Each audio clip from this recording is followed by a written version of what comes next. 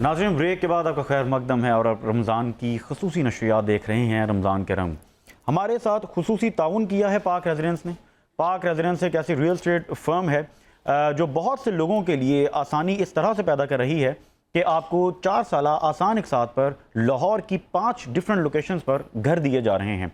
4 साल आसान इकसात पर इसका मतलब ये है कि माहाना किस्त सिर्फ 30,000 रुपये और 10 लाख रुपए से सिर्फ बुकिंग है। तैयार घर आपको मिलेंगे। ये नहीं होगा कि प्लॉट जैसे यूजली हम हाउसिंग स्कीम्स में देखते हैं कि हमें प्लॉट फाइल मिल जाती है, ऑन ग्राउंड रियलिटी नहीं होती, या हमें अपने प्लॉट का भी नहीं पता होता।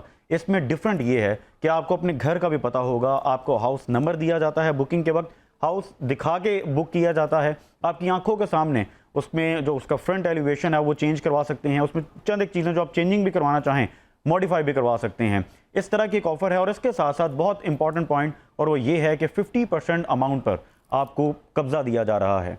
50% अमाउंट पर आपको पोजेशन दिया जा रहा है। आपको यानी मैं यूं कहूं कि 30 लाख रुपए से आपको कब्जा दिया जा रहा है। आपको घर की कीज़ मिल जाती हैं। उसके बाद भी आपके पास 3.5 साल का टाइम होता है बकिया अदायगी के लिए।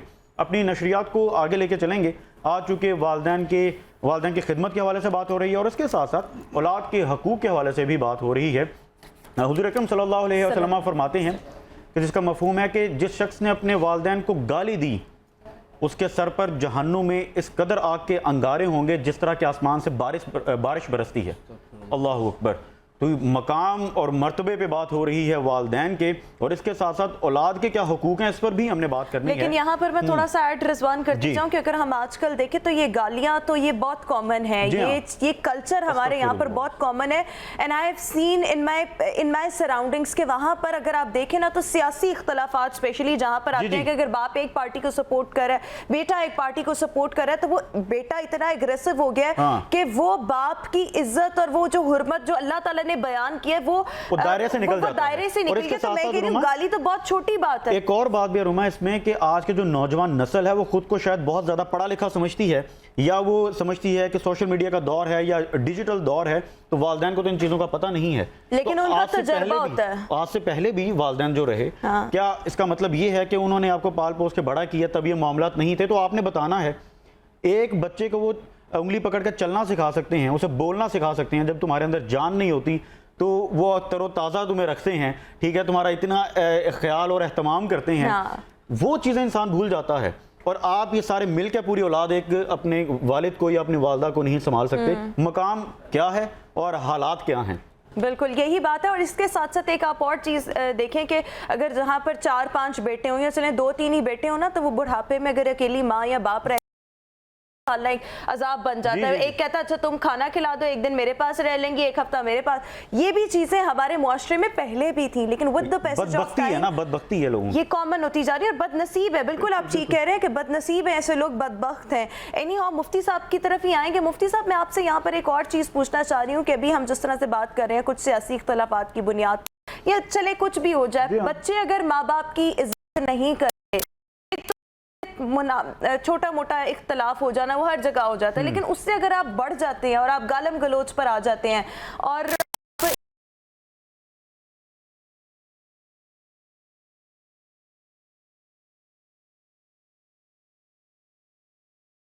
लेकिन आपको क्या लगता है कि वजह क्या रह गई है, कोताही का क्या रह गई है? कि आप पेरेंट्स की तरबियत में कमी है, उन्होंने अपनी जवानी में माँ बाप की इज्जत नहीं की होती, कदर नहीं, क्या वजह क्या होती है? वजह इसकी बहन मुख्तलिफ वजूहात हैं। सब जो मैं समझता हूँ वो बचपन से ही बच्चों को बेजा लाड प्यार जी एक चीज़, और बच्चे जब हल्के से समझदार होते हैं उनको समझदार होता हुआ देखने के बावजूद उनको अल्लाह के फर्माबरदारी की तरफ ना लाना। बेशक। तो जब आज आप अल्लाह के फर्माबरदार नहीं बनेंगे उनको, तो क्या ख्याल है कल वो हमारे फर्माबरदार होंगे? कभी नहीं होंगे। सो इसलिए बच्चों के बचपन में ही उनके लाड प्यार वो सब चीज़ें वालिदैन उठाते हैं, उठानी चाहिए। और बच्चे वालिदैन से ही लाड प्यार करते होते हैं, किसी और से नहीं करना होता, उन्होंने करने चाहिए, लेकिन उनको अच्छे अंदाज में समझा भी देना चाहिए, बेटे ये काम इस तरह नहीं इस तरह होना चाहिए। एक चीज़। दूसरी चीज़ ये है कि बच्चे नाफरमान ना हों, उसका जो हमें शरीयत ने सबक और दर्स और तरीका दिया है वो ये कि एक काम है, आप चाहते हैं भी ये काम ऐसा हो, तो आप उस, और आपके नॉलेज में ये भी है, हो सकता है बच्चे करें या ना करें, तो यहाँ पर शरीयत आपको ये कहती है आप बच्चों को हुक्म ना दें, वहाँ पर आप बच्चों को मशवरा दे दें कि बेटे मेरे नज़दीक ये चीज़ है और मैं इसको इस अंदाज में बेहतर समझ रहा हूँ। सही है। अब आप इसको देख लो, आपके नज़दीक ये बेहतर है तो इसको अपना लो। अथॉरिटेटिव नहीं ना बनना। हाँ, अगर आप इसको नहीं अपनाते तो जो आपको बेहतर लगे वो कर लो, मशवरा आप दे दें। ठीक है। यहाँ पर ये हो गया कि बच्चे अगर उस तरह नहीं करते जिस तरह आप चाहते हैं तो आपकी नाफरमानी की ज़ुमरे में नहीं आएंगे। ठीक है। और हम क्या करते हैं, हम ऑर्डर के तौर पर बच्चों को करते हैं बात, और जिसकी वजह से वो बच्चे उस बात को कबूल नहीं करते, हमें भी वो बात बुरी लगती है, बच्चे भी नाफरमानी की ज़ुमर में चले जाते हैं। एक बात। दूसरी बात ये है कि नबी करीम अलैहिस्सलाम बात पूछे कि नाफरमानी का वजह क्या है, अल्लाह रब्बुल इज़्ज़त के फरमाबरदार ना बनाना। जी जी। अच्छा, दूसरी बात यह है कि बच्चे गलतियाँ करते हैं बचपन के अंदर, हम उन बच्चों को समझाने की बजाय उनको शाबाश देते हैं। जी जी, टोकते नहीं हैं। टोकते नहीं हैं। मिसाल के तौर पर बच्चे आपस में लड़ जाते हैं। हमारी तरबियत जिस अंदाज में की गई है वो ये है कि कज़न हम बचपन में लड़ते हैं, हम अगर आपस में लड़े हैं कभी बचपन में तो गलती अगर हमारे कज़नों की है तो सख्ती हमारे ऊपर हुई है, तब भी आपकी गलती है, तब भी हमारी गलती है। भी आप ना होते मुफ्ती साहब तब तो बड़ा बुरा लग रहा होता है कि यार वालिदैन हमें ही कह रहे हैं। अच्छा, वैसे ना मुझे हमेशा इस चीज से इख्तलाफ रहता है। मुझे ना ये होता है कि जो अगर आपके बच्चे की गलती है ठीक है, लेकिन बच्चे को किसी के सामने नहीं करना चाहिए। सामने नहीं, वालिदैन सामने करते भी नहीं है, ये तन्हाई में होता है सब कुछ। बिल्कुल बिल्कुल। जो समझदार वालिदैन होते हैं वो तन्हाई में करते हैं, और जो सबके सामने करते हैं वो तो इंसान है, ऐसा होना भी नहीं चाहिए।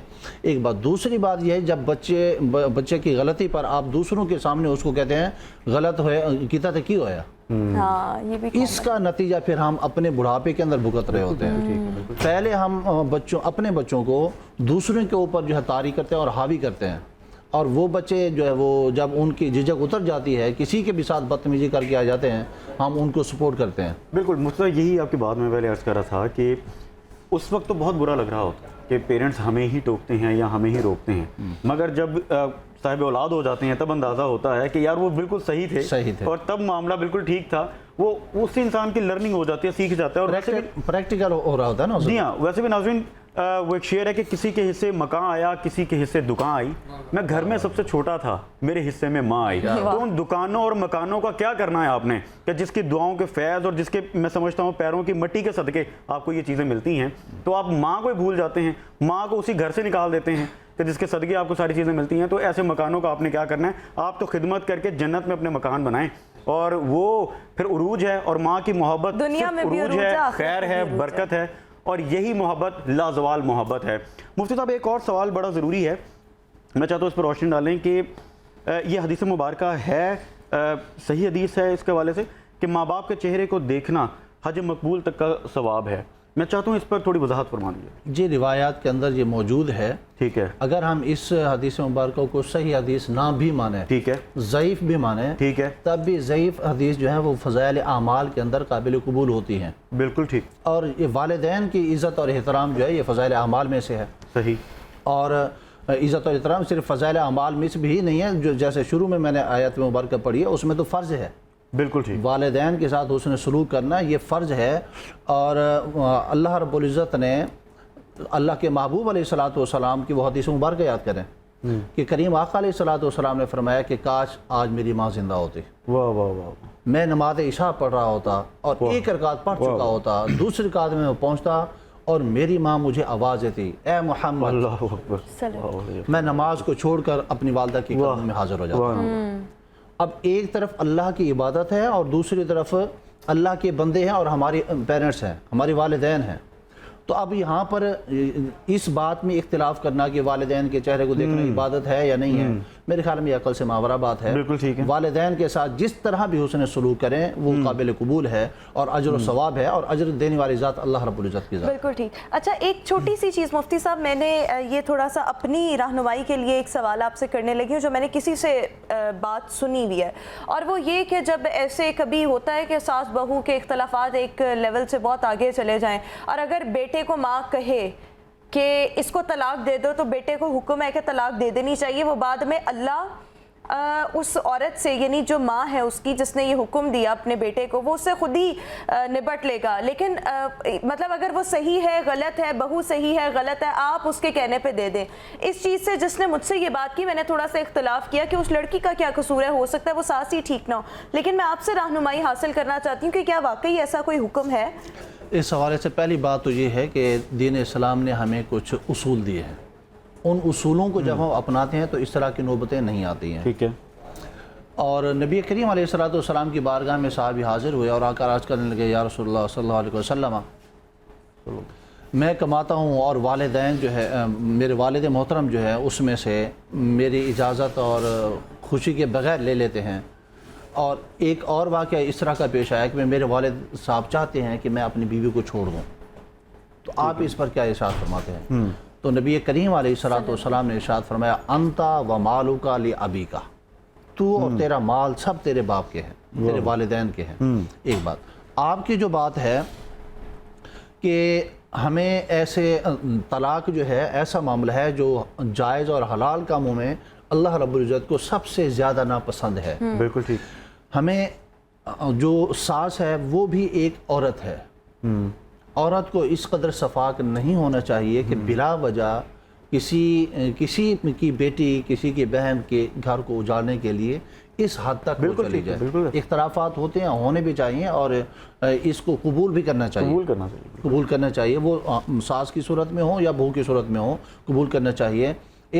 यहाँ पर जो है बेटे को रोल अदा करना है, माँ को वो खुश करे जिस तरह मुमकिन हो सके। बिल्कुल ठीक। और कोशिश करे कि अपने घर को भी खराब ना लेकिन ऐसा कोई वो करना नहीं है। लेकिन अगर वो खातून वाकई इस लेवल की है कि वो किसी भी माँ के बेटे के लायक नहीं है, तो फिर जिंदगी को अजाब बना। और अगर माँ गलत कह रही है, अगर माँ गलत है तो फिर बेटे को चाहिए उसको, यानी ये नहीं है कि आप बिला वजह किसी बिला वजह नहीं। ये तो तब होता है ना जब तालीम हो और जब पता हो कि शरीयत के क्या अहकामात हैं, जब पता हो कि दीन के क्या अहकामात हैं, तो तब समझ आएगा ना कि ये बिला वजह नहीं है कि माँ बाप गलत भी आपको कहें। तो ये तो वाज़ेह हदीस मुबारक है ना, करीम आका अलैहिस्सलाम ने इरशाद फरमाया कि अल्लाह रसूल के नाफरमानी में वालिदैन की इताअत नहीं की जाएगी।